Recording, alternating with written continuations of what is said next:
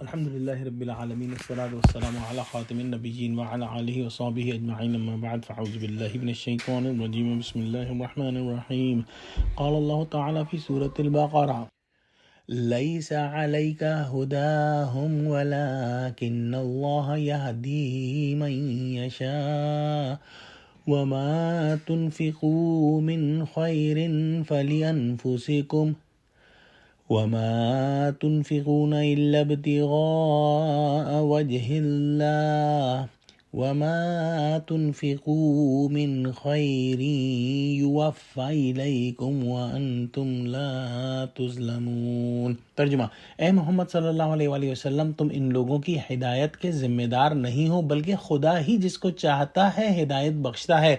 اور مومنو، تم جو مال خرچ کرو گے تو اس کا فائدہ تم ہی کو ہے، اور جو تم خرچ کرو گے خدا کی خوشنودی کے لیے کرو گے، اور جو مال تم خرچ کرو گے وہ تمہیں پورا پورا دیا جائے گا اور تمہارا کچھ نقصان نہیں کیا جائے گا۔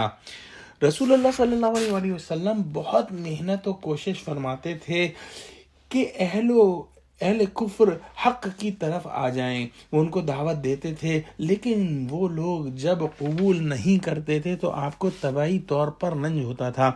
آپ کی تسلی کے لیے آیات نازل ہوتی تھیں۔ ایسی آیات قرآن کریم میں کئی جگہ موجود ہیں جو ہم پڑھیں گے انشاءاللہ۔ انہی میں سے ایک یہ آیت بھی ہے کہ آپ کا کام راہ دکھانا ہے۔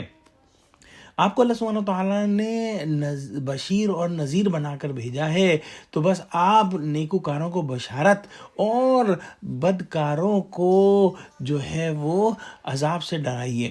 صحیح بات بتانا آپ کا کام ہے، حق کا قبول کرانا آپ کے ذمہ نہیں ہے۔ اللہ تعالیٰ ہادی ہے، وہ جس کو چاہے ہدایت دے۔ اللہ سبحانہ وتعالیٰ خوب جانتا ہے کہ کون سے لوگ ہدایت کے قابل ہیں اور کون سے لوگ ہدایت کے قابل نہیں ہیں۔ آپ صلی اللہ علیہ وسلم کو غمگین ہونے کی ضرورت نہیں۔ حضرت ابن عباس رضی اللہ تعالیٰ عنہما سے اس آیت کا سبب نزول نقل کیا گیا ہے کہ رسول اللہ صلی اللہ علیہ وسلم نے حکم دیا تھا کہ ہم صرف اہل اسلام پر خرچ کریں۔ نیز حضرت ابن عباس رضی اللہ تعالیٰ عنہما سے یہ بھی منقول ہے کہ انصار کی رشتہ داریاں تھیں جن میں بعض لوگ مسلمان نہیں ہوئے تھے، وہ حضرات ان کو صدقہ دینے سے بچتے تھے اور چاہتے تھے کہ وہ اسلام قبول کر لیں۔ اس پر یہ آیت نازل ہوئی۔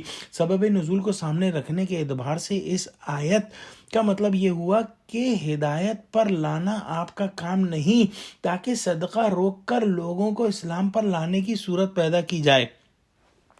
صدقات نافلہ جو ہیں، نفل صدقات جو ہیں، وہ غیر مسلم ضرورت مندوں کو دینے میں بھی ثواب ہے۔ اسلام قبول کرنا نہ کرنا ان کا کام ہے۔ جو مال بھی نیک کاموں میں مومن خرچ کریں گے اس کا نفع انہی کو ہوگا۔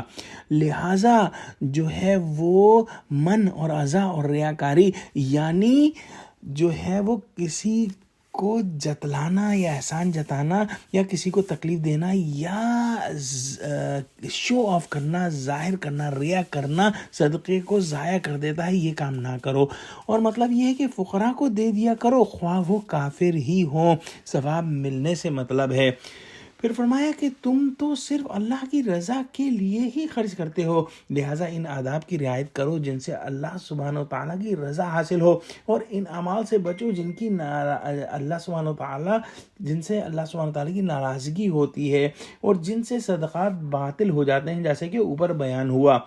آخر میں فرمایا کہ یعنی جو مال بھی تم اللہ سبحانہ وتعالیٰ کی راہ میں خرچ کرو گے تمہیں اس کا پورا بدلہ دیا جائے گا اور ذرا سی بھی کمی نہ ہوگی۔ اس میں پچھلے جملے کی تاکید ہے۔ اور بعض مفسرین نے اس کا معنی یہ بتایا ہے کہ دنیا میں اللہ سبحانہ وتعالیٰ تم کو تمہارے خرچ کرنے کے بعد مزید مال عطا فرمائے گا۔ دعا کرتے ہیں کہ اللہ سبحانہ وتعالیٰ ہم کو اخلاص کے ساتھ تمام عبادات اور مالی عبادات اور صدقات کرنے والا بنا۔ آمین۔ وآخر دعوانا الحمد للہ رب العالمین۔ السلام علیکم ورحمۃ اللہ وبرکاتہ۔